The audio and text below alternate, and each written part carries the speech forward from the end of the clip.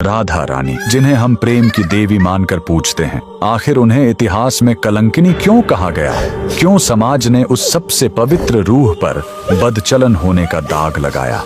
आज वृंदावन के उस सबसे बड़े अपमान की कहानी सुनिए, जहां राधा के चरित्र को बचाने के लिए स्वयं श्री कृष्ण को अपनी जान दांव पर लगानी पड़ी। वृंदावन की गलियों में एक नाम जहर की तरह फैलाया जा रहा था, कलंकिनी राधा। जटिला कुटिला और गांव की औरतें ताने कसती थी कि राधा विवाहित होकर भी आधी रात को कृष्ण से मिलने क्यों जाती है। समाज के उन तीखे बाणों ने राधा के अस्तित्व को लहूलुहान कर दिया था। लोग कहते थे कि राधा का प्रेम अपवित्र है। तब अपनी ह्लादिनी शक्ति के इस अपमान को रोकने के लिए कृष्ण ने एक ऐसी लीला रची जिसने सबको सुन्न कर दिया। अचानक कृष्ण बीमार पड़ गए, उनका शरीर पीला पड़ने लगा और साक्षात यमराज का साया मंडराने लगा। माँ यशोदा ने हजारों वैद्य बुलाए, पर दवा बेअसर। तभी कृष्ण के ही वेश में एक तेजस्वी साधु प्रकट हुआ और उसने खौफनाक शर्त रखी, कृष्ण तभी बचेंगे जब इस नगर की सबसे पतिव्रता और शुद्ध स्त्री यमुना से जल लाकर उन्हें पिलाए। पर एक शर्त और थी, वो घड़ा मिट्टी का नहीं बल्कि छलनी जैसा होना चाहिए